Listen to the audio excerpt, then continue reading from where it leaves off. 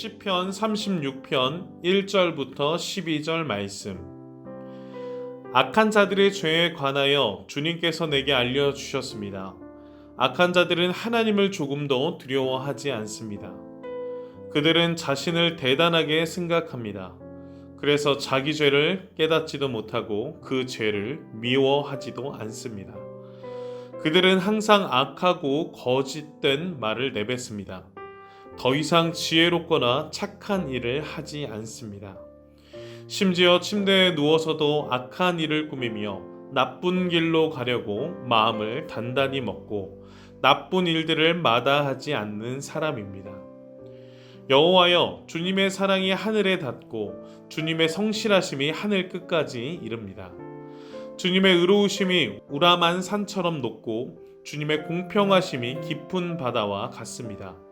여호와여, 주는 사람과 짐승을 모두 돌보십니다. 하나님이여, 주의 변함없는 사랑이 얼마나 값진 것인지요. 높은 사람이나 낮은 사람이나 모두가 주님의 날개 그늘 밑을 그들의 피난처로 삼습니다. 주님의 집에서 그들이 마음껏 먹습니다. 주님은 기쁨의 강에서 물을 길어 사람들에게 마시게 하십니다. 주님께 생명의 샘이 있습니다. 주님의 빛을 통하여 우리가 빛을 볼 수 있습니다. 주님을 사랑하는 사람들을 끊임없이 사랑해 주시고 마음이 올바른 사람들에게 주의 의를 베푸소서. 거만한 자가 내게 발길질하지 못하게 하시며 악한 자가 손으로 나를 밀어내지 못하게 하소서. 악한 자들이 쓰러져 다시는 일어나지 못할 것입니다. 시편 36편은 다윗의 시로서 여호와의 종이라는 것으로 바로 다윗의 말씀이 시작됩니다. 이 여호와의 종이라는 제목으로 시작되는 시편은 시편 36편과 18편이 유일합니다. 그래서 여호와 하나님의 종으로서의 다윗의 모습이 어떠한지를 오늘 본문은 말하고 있는데요. 본시는 굉장히 교훈을 담고 있습니다. 지혜라는 말을 직접적으로 사용하면서 사람들에게 참된 지혜에 관해서 깨우쳐 주는 것을 오늘 본문 시는 주목을 하고 있습니다.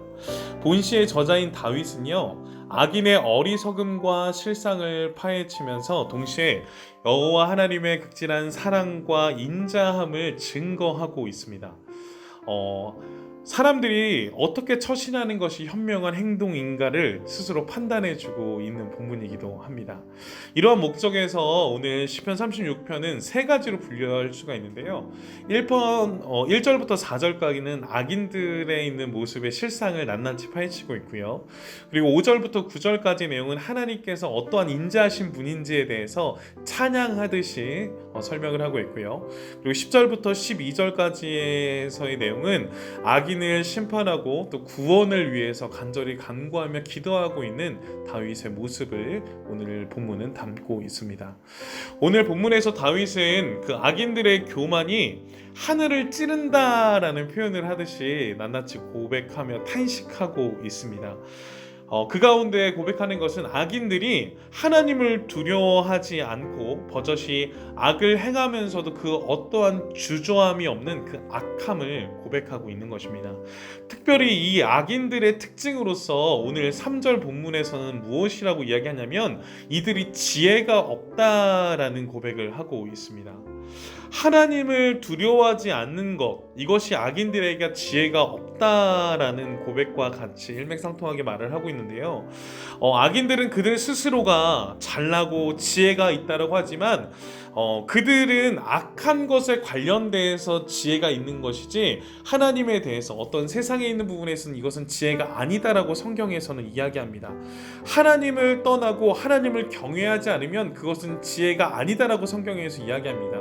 우리가 잠언 9장 10절 말씀에 보면 여호와를 경외하는 것이 지혜의 근본이요 거룩하신 자를 아는 것이 명철이니라 라는 고백처럼 하나님을 두려워하는 것, 하나님을 경외하는 것, 그것이 바로 지혜의 시작이다라고 성경에서는 이야기합니다.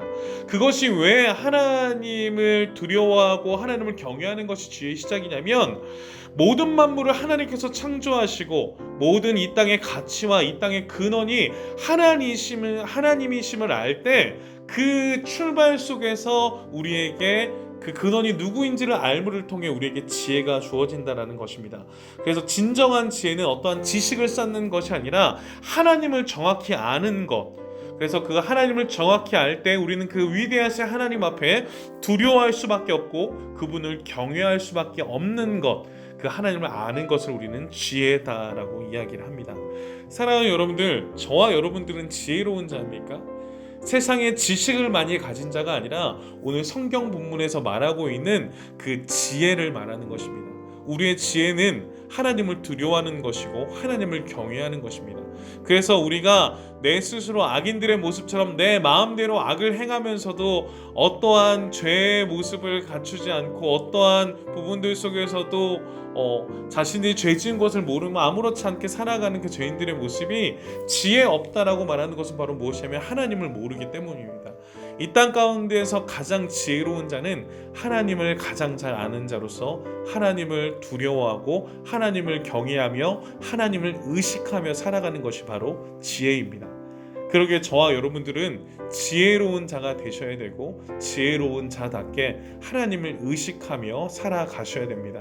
그렇게 지혜로운 자들이 오늘 다윗은 고백을 통해 악인의 불의 속에 이 악인들이 얼마나 잘못 사는 것인지 하나님의 지혜를 가지고 다윗은 탄식하면서도 그들을 바라보면서 그들을 향해 기도하고 있는 다윗의 모습을 볼 수 있습니다.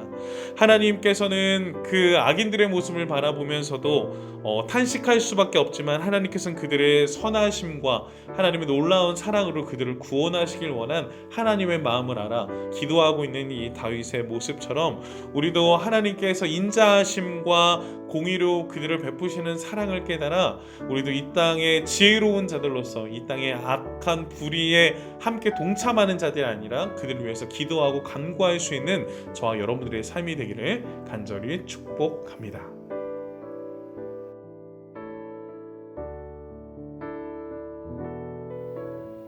오늘 본문이 잘 이해되셨나요? 말씀을 천천히 다시 묵상해 보시고 질문에 대답해 보아요. 첫 번째, 본문에서 하나님은 어떤 분이신가요? 제목을 정하듯 한 문장으로 정리해 보세요. 두 번째, 느낀 점을 적어 봅시다. 본문에서 느낀 점을 자유롭게 적어주세요. 세 번째, 적용을 구체적으로 해봅시다. 다짐이 아니라 실천 가능한 삶의 적용을 구체적으로 적어보세요. 네 번째, 기도 제목을 적고 기도해요. 묵상을 통해 삶의 변화를 위한 기도 제목을 적어보세요. 오늘도 말씀과 함께 하루를 시작하고 마무리하는 말씀의 세대가 되어요. 예수로 차지 10미닛이었습니다. 감사합니다.